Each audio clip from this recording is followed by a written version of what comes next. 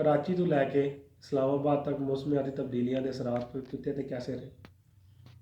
ਪਹਿਲੇ ਨੰਬਰ 'ਤੇ ਕਰਾਚੀ ਦੇ ਵਿੱਚ ਇਸ ਸਾਲ 7 ਡਿਗਰੀ ਵੀ ਟੈਂਪਰੇਚਰ ਲੋ ਹੋਇਆ। ਉੱਥੇ ਵੀ ਪਪੀਤੇ ਦੀ ਫਸਲ ਖਰਾਬ ਹੋਈ ਹੈ, ਜਿਹੜੀ ਕਿ ਉੱਥੇ ਕਦੀ ਬਹੁਤ ਹੀ ਸ਼ਾਦੋ ਨਾਜ਼ਰ ਘੱਟ ਹੁੰਦੀ ਹੈ। ਲੇਕਿਨ ਇਸ ਸਾਲ ਕਰਾਚੀ ਦੇ ਵਿੱਚ ਵੀ ਪਪੀਤਾ ਮੁਤਾਸਰ ਹੋਇਆ ਹੈ ਸਰਦੀ ਦੀ ਵਜ੍ਹਾ ਤੋਂ। ਔਰ ਅੱਗੇ ਜਿਵੇਂ ਜਿਵੇਂ ਥੱਲੇ ਆਉਂਦੇ ਜਾਈਏ ਇਹ ਅੱਗੇ ਤੁਸੀਂ ਆ ਜਾਈ ਅਸੀਂ ਆ ਜਾਈਏ ਜਨੂਬੀ ਪੰਜਾਬ, ਇਸ ਦੇ ਵਿੱਚ 2 ਤਾਂ 4 ਡਿਗਰੀ 5-6 ਦਿਨ ਦੂਸਰੇ ਸਰਦੀ ਦਾ ਥੋੜ੍ਹਾ ਜਿਹਾ ਜਨੂਬੀ ਪੰਜਾਬ ਦੇ ਵਿੱਚ ਇਸ ਸਾਲ 2 ਤਾਂ 5 ਡਿਗਰੀ ਇੱਕ ਹਫ਼ਤਾ ਟੈਂਪਰੇਚਰ ਰਿਹਾ, ਜਿਹੜਾ ਪਪੀਤੇ ਵਾਸਤੇ ਬਹੁਤ ਹੀ ਉਹਦੇ ਵਾਸਤੇ ਨਾਜ਼ੁਕ ਸੂਰਤ ਹਾਲ ਹੋਏਗੀ। ਪਪੀਤਾ 2 ਤਾਂ 5 ਡਿਗਰੀ ਨੂੰ ਬਰਦਾਸ਼ਤ ਕਰ ਹੀ ਨਹੀਂ ਸਕਦਾ। ਇਸ ਦੇ ਨਾਲ ਵੀ ਪਪੀਤੇ ਦੇ ਉੱਤੇ ਜਨੂਬੀ ਪੰਜਾਬ ਦੇ ਵਿੱਚ ਵੀ ਕਾਫੀ ਨੁਕਸਾਨ ਹੋਏਗਾ ਪਪੀਤੇ ਨੂੰ। ਉਹਦੇ ਇਲਾਵਾ ਅਗਰ ਇੱਧਰ ਸਾਡੇ ਏਰੀਆ ਲਾ ਜਾਏ ਜਿਵੇਂ ਕਿ ਅਸੀਂ ਕਸੂਰ ਤੋਂ ਬਿਲੋਂਗ ਕਰਨੇ ਆ, ਲਾਹੌਰ ਤੋਂ ਯਾਨੀ ਵਸਤੀ ਪੰਜਾਬ ਆ ਗਿਆ। ਵਸਤਾ ਪੰਜਾਬ ਦੇ ਵਿੱਚ ਅਵਲ ਤੇ ਪਪੀਤਾ ਲਗਾਉਣਾ ਹੀ ਨਹੀਂ ਚਾਹੀਦਾ।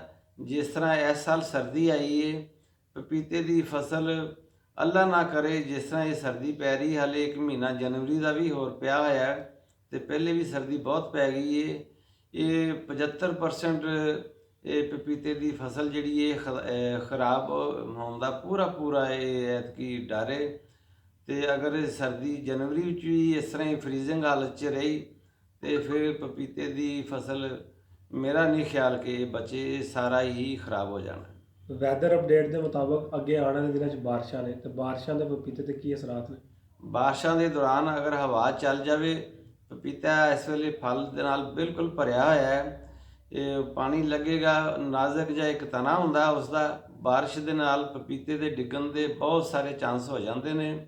2-2 ਮਣ 1-1 ਮਣ ਪਪੀਤਾ ਹਰ ਪੌਦੇ ਦੇ ਨਾਲ ਲੱਗਾ ਹੁੰਦਾ ਹੈ। ਉਹ ਬਾਰਿਸ਼ ਦੀ ਵਜ੍ਹਾ ਤੋਂ ਉਸਦਾ ਹੋਰ ਜ਼ਿਆਦਾ ਨੁਕਸਾਨ ਹੋ ਸਕਦਾ ਹੈ। ਪਪੀਤੇ ਤੇ ਮੌਸਮ ਦੀਆਂ ਤਬਦੀਲੀਆਂ ਦੇ ਕਾਫੀ ਅਸਰਾਤ ਤੁਸੀਂ ਦੱਸੇ, ਇਹ ਦੱਸੀ ਜਿਹੜੇ ਪੌਦੇ ਦੇ ਅਸਰਾਤ ਨੇ, ਅਗਰ ਇਹਦੇ ਫਲ 'ਤੇ ਅਸਰਾਤ ਕੀ ਹੋ ਸਕਦੇ ਨੇ ਸਰਦੀ ਦੇ? ਇਸ ਸਰਦੀ ਦੇ ਫਲ ਦੇ ਉੱਤੇ ਅਸਰਾਤ ਤਾਂ ਬਹੁਤ ਭੈੜੇ ਹੁੰਦੇ ਨੇ। ਇਹ ਪਪੀਤਾ ਬਿਲਕੁਲ ਹੀ ਨਰਮ ਹੋ ਜਾਂਦਾ, ਫਿਰ ਉਹ ਪੱਕਣ ਦੇ ਕਾਬਲ ਨਹੀਂ ਹੁੰਦਾ। ਉਹ ਇਸ ਤਰ੍ਹਾਂ ਹੋ ਜਾਂਦਾ ਜਿਸ ਤਰ੍ਹਾਂ ਕੋਈ ਬਹੁਤ ਹੀ ਨਰਮ ਸ਼ੈ, ਜਿਸ ਵੇਲੇ ਜ਼ਰਾ ਕਿ ਨਰਮ ਹੋਏ ਪਪੀਤਾ, ਉਸਨੇ ਨਾ ਉਹਨੇ ਪੱਕਣਾ, ਨਾ ਉਹਨੇ ਤਿਆਰ ਹੋਣਾ, ਉਹਨੇ ਉੱਥੇ ਗਲ ਸੜ ਜਾਣਾ।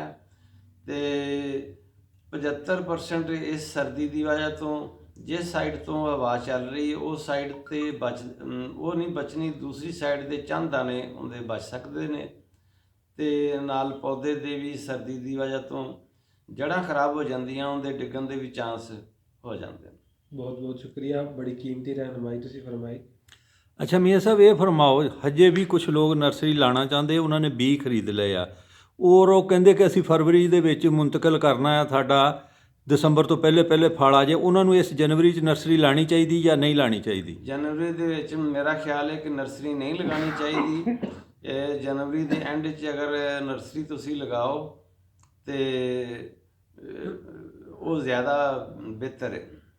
ਜੀ ਮੀਆਂ ਸਾਹਿਬ, ਬਹੁਤ ਬਹੁਤ ਸ਼ੁਕਰੀਆ, ਜਜ਼ਾਕੱਲਾ ਜੀ। ਅੱਲਾਹ ਤਾਲਾ ਤੁਹਾਨੂੰ ਸਲਾਮਤ ਰੱਖੇ, ਅੱਲਾਹ ਤਾਲਾ ਸਿਹਤ ਤੰਦਰੁਸਤੀ ਦੇਵੇ ਜੀ। ਸ਼ੁਕਰੀਆ। ਅੱਲਾਹ ਕਰੇ ਤੁਸੀਂ ਇਸ ਤਰ੍ਹਾਂ ਰਹਿਨੁਮਾਈ ਫਰਮਾਉਂਦੇ ਰਹੋ। ਥੈਂਕ ਯੂ ਜੀ।